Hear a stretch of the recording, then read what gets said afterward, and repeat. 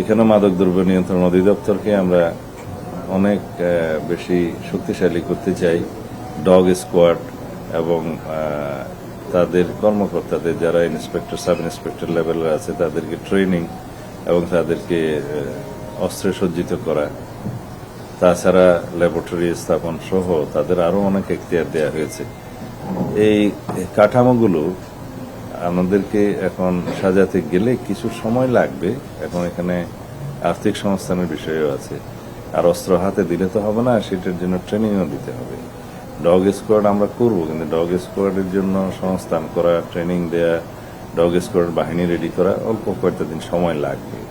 এগুলো আমরা পূর্ণাঙ্গ প্রস্তুতি নিয়েই নামবো। তবে এখন আইনটা যেহেতু গ্যাজেট হওয়ার সাথে সাথে কার্যকর হয়েছে, এ বিষয়ে মামলা হবে এবং যথাযথ তদন্ত প্রক্রিয়া চালু করে আমরা ওই আইনের অধীনেই তাদেরকে বিচারের ব্যবস্থা করব।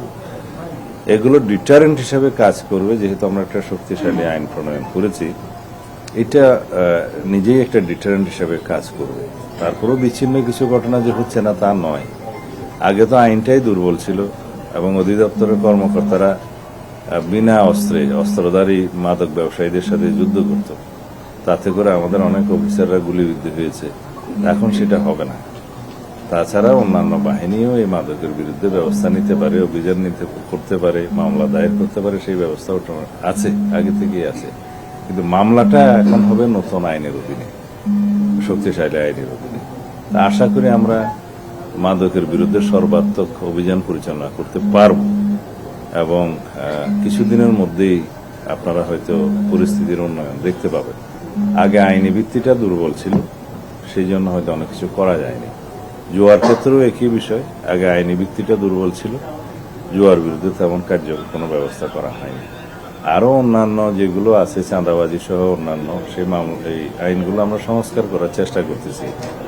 কারণ এখন পেনাল কোডের অধীনে যেটা এক্সটর্শনের জন্য পানিশমেন্ট আছে, সেইটার বিধানগুলো নিয়ে আরো কিছু পরিবর্তন আনা যায় কিনা, সেই বিধানগুলোতে সেটা আমরা চেষ্টা করব। কারণ এখন যারা চাঁদাবাজির শিকার হচ্ছেন তারা যদি মামলা না করে, তাহলে সেই মামলাটা অন্য কেউ সরকার পক্ষ বা পুলিশ করতে পারে না। তো এইটা একটু আইনগত ভিত্তি আমাদেরকে রচনা করতে হবে। আমরা আশা করি জনপ্রত্যাশা অনুযায়ী ইনশাআল্লাহ আইন শৃঙ্খলা পরিস্থিতির উন্নতি ঘটাতে পারব। যে জনপ্রত্যাশা অনুযায়ী আমরা আইনগুলো সংস্কার করছি এবং সমাজে আসলে দরকারও আছে যে মাদক মুক্ত, জুয়া মুক্ত এবং চাঁদাবাজি মুক্ত সমাজ প্রতিষ্ঠা করতে গেলে শক্তিশালী আইনি ভিত্তি যেমন দরকার, আমাদের ভিতরে সেরকম মানসিক পরিবর্তনও আমাদের আনতে হবে, সোশ্যাল মোটিভেশনটা করতে হবে।